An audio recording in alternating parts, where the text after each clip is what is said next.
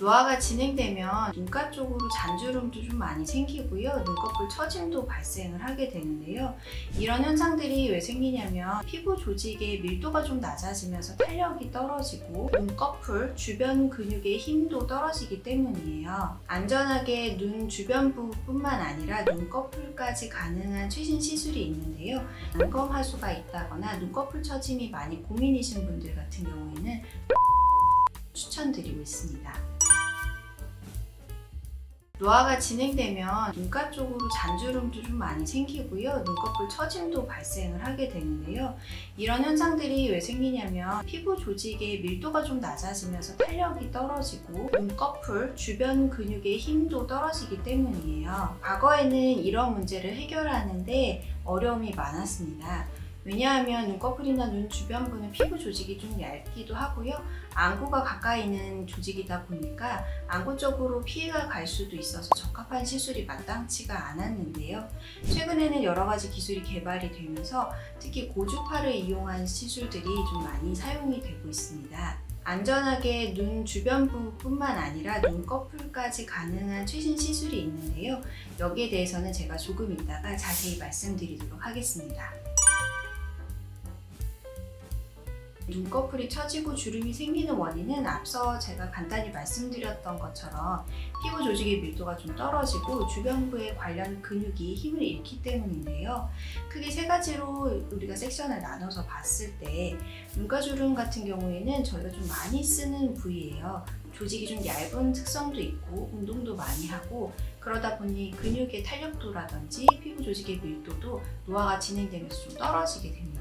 눈밑 같은 경우에는 눈밑 조직 두께 자체가 노화가 진행이 되면서 얇아지게 되고 그로 인해서 가로주름이 잘 생기게 되고요. 눈꺼풀은 앞서 말한 두 가지 원인 이외에도 눈꺼풀을 끌어올리는 근육 자체가 힘을 잃고 지방으로 대체되거나 이런 현상들이 있으면서 눈꺼풀이 처지게 됩니다.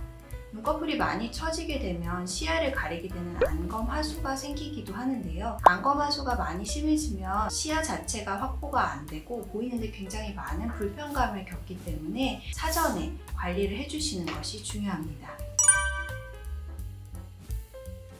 눈꺼풀은 저희 생각해보시면 되게 얇다라는 이미지를 갖고 계실 텐데요. 실제적으로 피부 조직이 다른 피부 조직에 비해서 좀 얇은 편이기도 하고요.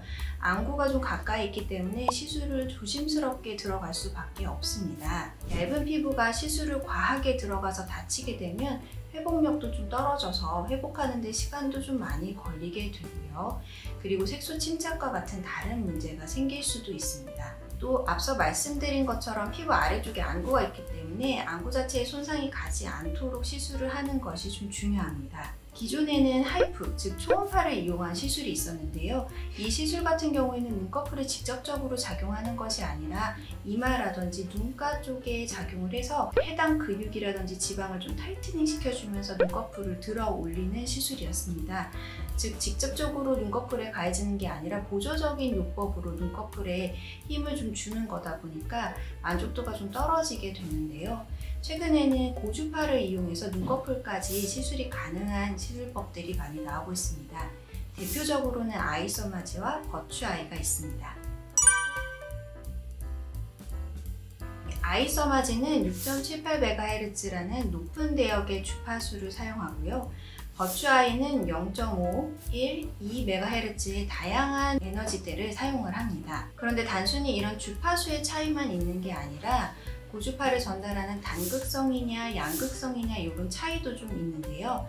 여기에 대해서 조금 더 언급을 하자면 단극성은 에너지가 좀 깊게 들어가서 에너지를 전달하는 경향이 있고 양극성은 전류가 루프 형식으로 흐르면서 얕게 에너지를 전달하는 데 유리합니다.